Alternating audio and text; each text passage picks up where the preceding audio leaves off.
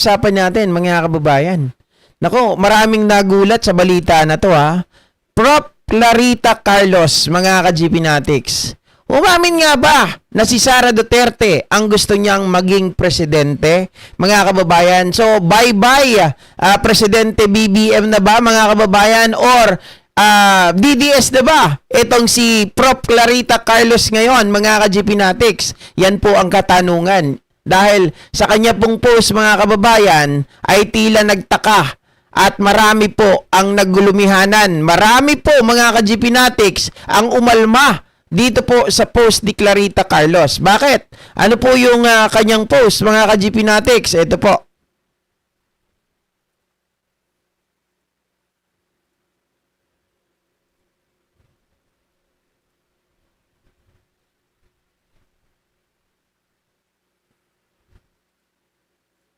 Okay, ito yung sinabi ni Prof. Clarita Carlos, mga ka-GP. Ayan, sabi niya dito, mga kababayan, delay yung internet ko, no? Tanggal lang tayo ng ano. Ayan, sabi niya, kapag si Sara Duterte ang Pangulo, hindi China versus US. Kung hindi interest ng Pilipinas, mga kababayan, yan, ang uunahin. Ayan, mga ka-GPnatics, yan po yung sinabi ni Prof. Clarita Carlos. Kapag si Sara Duterte daw ang Pangulo, hindi China versus US, kundi interest ng Pilipinas ang uunahin, mga ka-GPnatics. So, syempre, marami po ang nag-isip. Marami po ngayon ang umalma dyan. Ano bang ibig sabihin ni Clarita Carlos? Gusto niya ba na mapalitan na si Pangulong Bongbong Marcos ngayon? Dahil nga po, mga kababayan, alam naman po natin na nagkaroon po ng issue dito po sa Chinese ambassador. 'Di ba, na halos lahat po ng mga mga senador natin ay umalma laban sa Chinese ambassador na to. Pero na lang doon sa mga kakampi po ng China sa pangunguna ni Marcoleta na nagtatanggol di umano, 'di ba? At nag-aabogado at nagiging spokesperson nila, mga ka-GPnatics, at yung mga kasama pa nilang mga ibang mga senador. Nagagalit di umano or ayaw ni Prof. Carlos, mga kababayan, yung mungkahe na ipersona non grata itong Chinese ambassador, mga ka-GPnatics. Tapos, syempre, hindi natatapos dyan. Pag yan ang binasa mo, talagang babasahin mo rin yung kasunod, yung buo, mga kababayan, na kanyang statement. So, sa kanyang statement, sabi niyang ganito, kapag si Sara Duterte ang Pangulo, hindi China versus US, kundi interes ng Pilipinas ang uunahin. Umaasa si Clarita Carlos na magpapatupad ng mas balancing o nuance na foreign policy si Sara Duterte sakaling maging Pangulo ng Pilipinas. Ayon kay Carlos, hindi dapat mapilitan ang bansa na pumili lamang sa pagitan ng malalaking kapangyarihan sa mundo, kundi pairalin ang isang mas praktikal at interest-based na diplomasya. I hope Sara Duterte, when she become president, will have a more nuanced foreign policy.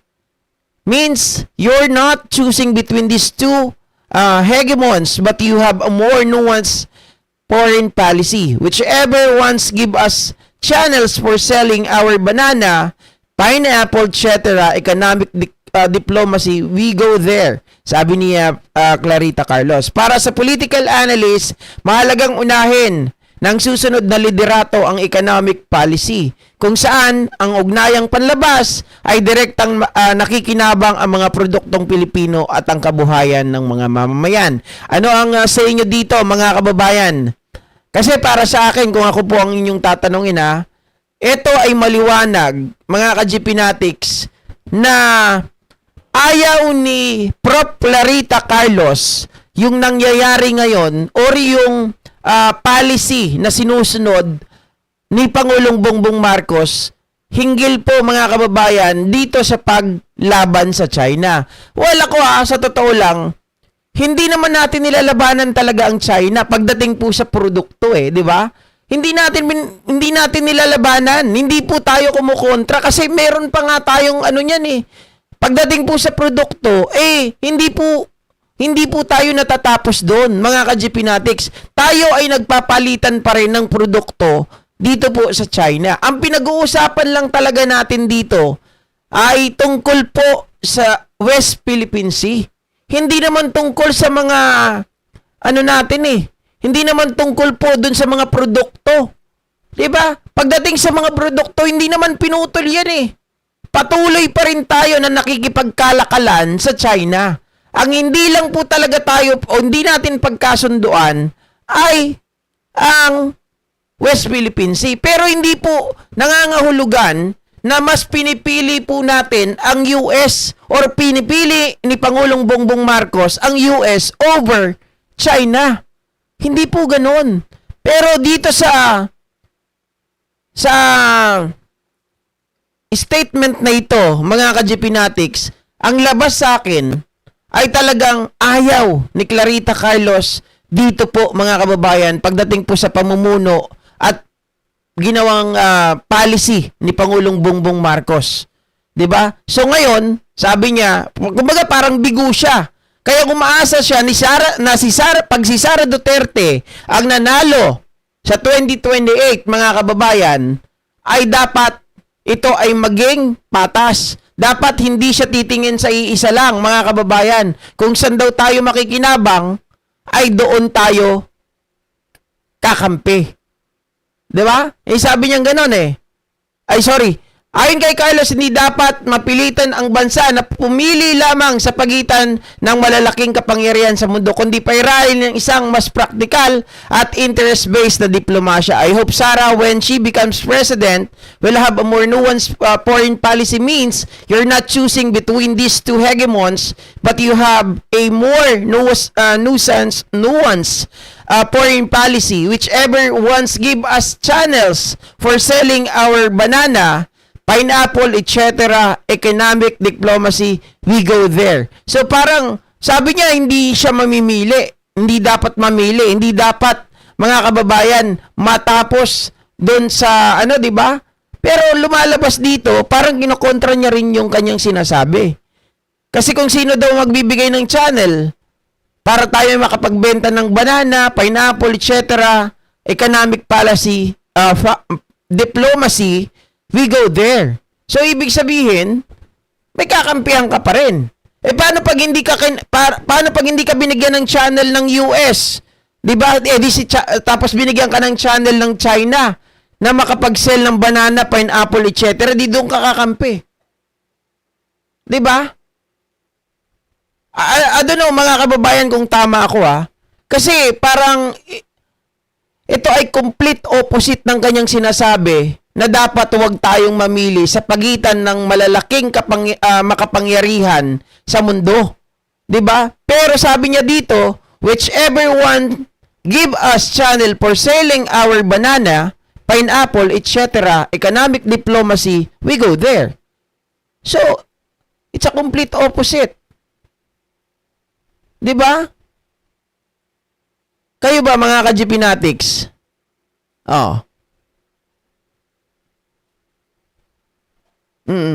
Professor Yet cannot differentiate between sovereignty and trade relation.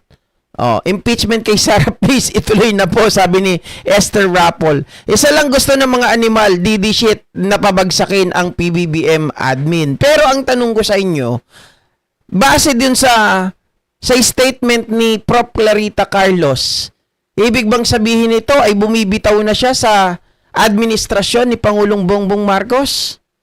Yan ang tanong ko sa inyo. Sabi ni Roberto Santos, baka may alok si Sara kay Carlos pag nanalo si Sara kaya ginawang troll na. Mahirap kasi itago biases, GP. Siya mismo confused. Diba, Ardayan? Kung kailan tumanda si Clarita Carlos, sumahabol sa mga DDS na bobo at may sayad, sabi ni Ma'am Sylvia Coronel. Kayo guys, ano sa palagay ninyo?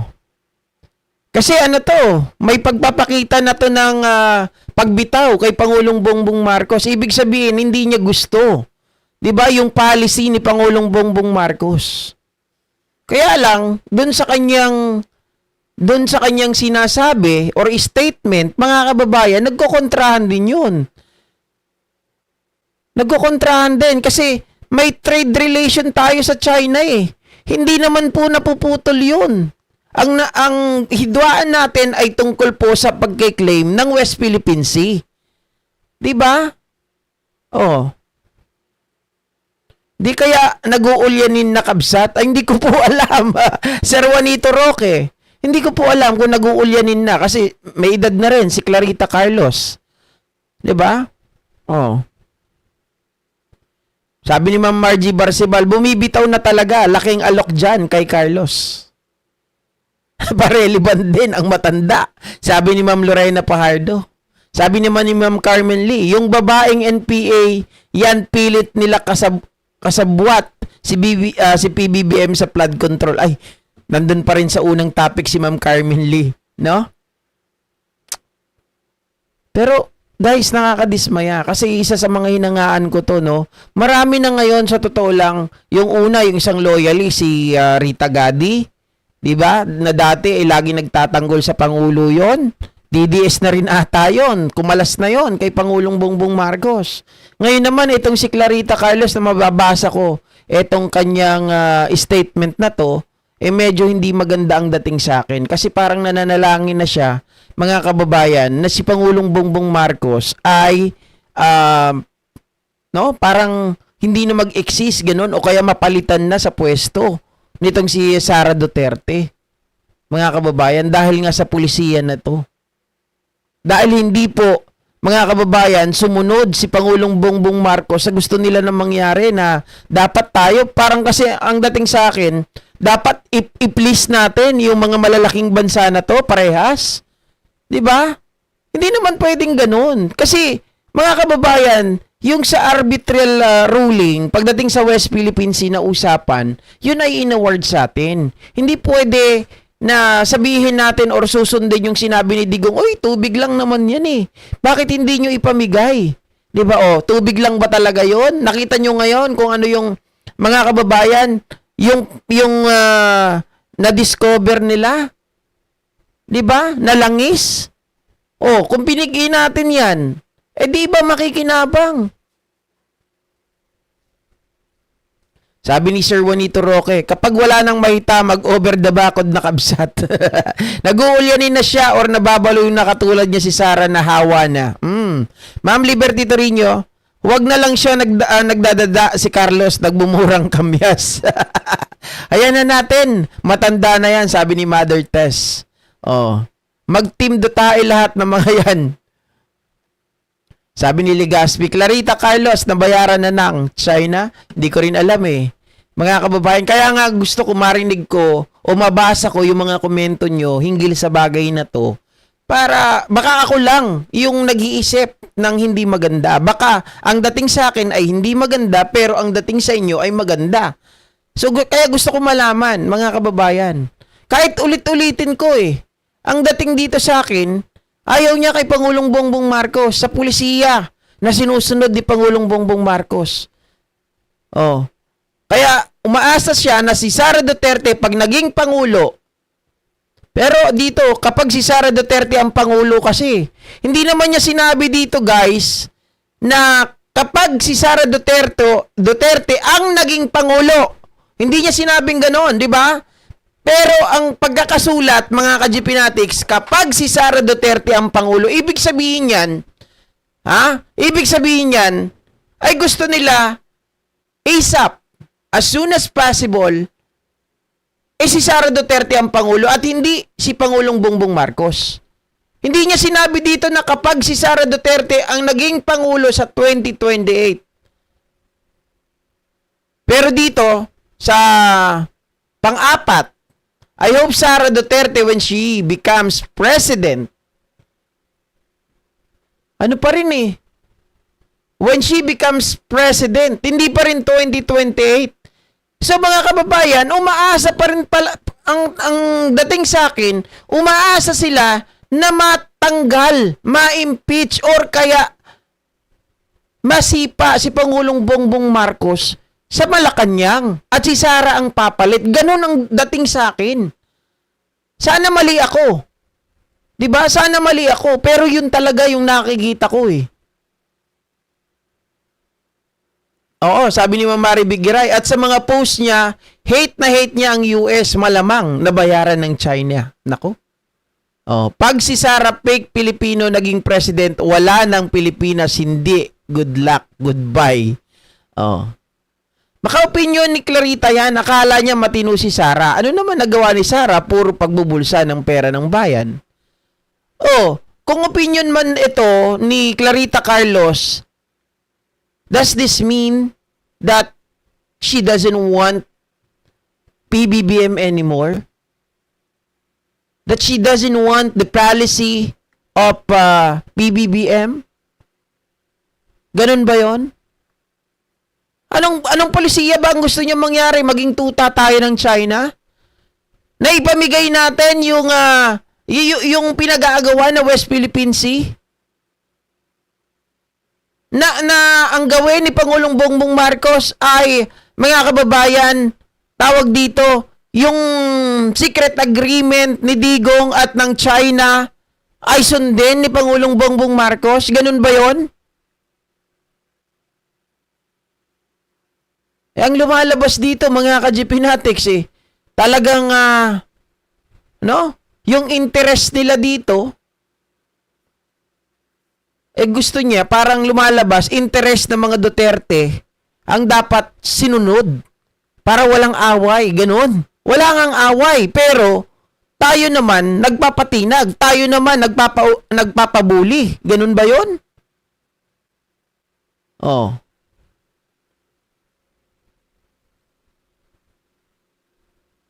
GP, mga tira versus PBBM at fake news will get worse leading to 2028. Promise, China will always push someone to sit in Malacanang. Kung ayaw nila kay PBBM, pamamalakad, lumaya sila dito sa Pilipinas. Kaya nga no? Ang gusto nila ata yung i-honor ni PBBM yung secret agreement ni Digong at ni Xi Jinping. Grabe. Tanong lang, gusto ba ni Clarita Carlos si Sara talaga na maging pangulo? Paano siya kaya magsasalita sa international events? Tapos may interviews pa, kakahiya. Emotionally unstable. Ayun nga, 'di ba? Mga kababayan, ganito. Si Clarita Carlos, kung iahambing mo kay Sara, napakalayo.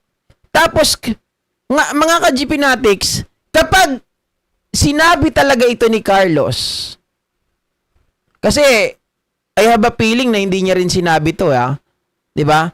Pero kung sinabi niya talaga ito, mga ka-GPnatics, at gusto niya maging presidente si Sara Duterte, wow.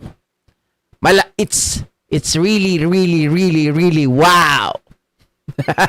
'Di ba? Saan napunta ang utak ng isang matalino, 'di ba? Na Clarita Carlos. Tapos ang gusto ay isang tao na wala man lang sa kalingkingan niya, na hindi marunong. 'Di ba?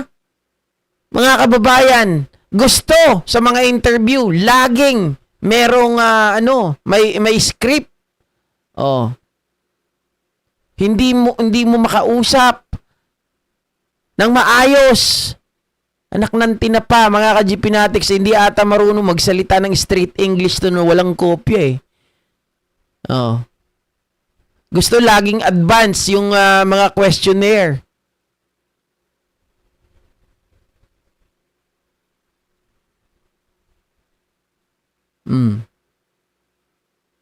Abnormal na rin si Clarita Carlos, sabi ni Legaspi.